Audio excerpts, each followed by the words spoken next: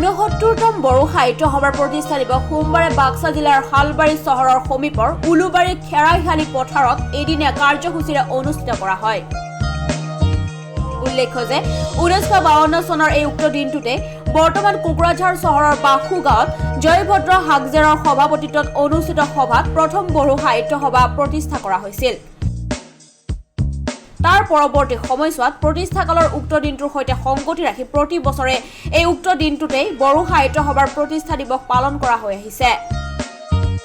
প্ৰতিষ্ঠা দিৱসৰ কাৰ্যসূচী হালবাৰী প্ৰাইমেৰী কমিটিৰ সভাপতি ৰচেন মছাহাৰীৰ দ্বাৰা বড়ো সাহিত্য সভাৰ পতাকা উত্তোলনেৰে শুভাৰম্ভ কৰা হয়।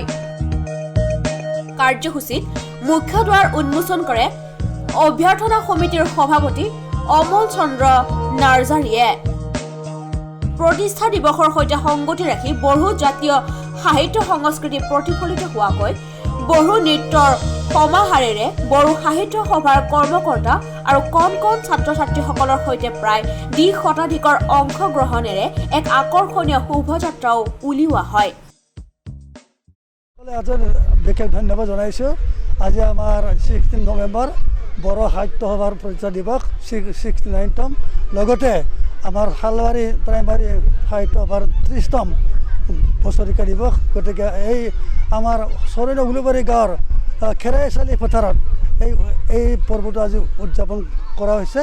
লগতে আজি আমি ৰাতিপুৱাৰ পৰাই আমাৰ মুখ্য দ্বাৰ উন্মোচন কৰে অভ্যৰ্থনা সমিতিৰ সভাপতি শ্ৰী অমল কুমাৰ নাৰ্জাৰী, লগতে আমাৰ যিটো আমাৰ অতিথিশালা ৰান্ধনীশালা তেখেতে উদ্বোধন কৰে নম্বৰ গয়াৰী। বাক্সাৰ পৰা নীৰেণ কুমাৰ শৰ্মাৰ ৰিপৰ্ট 7 News Now।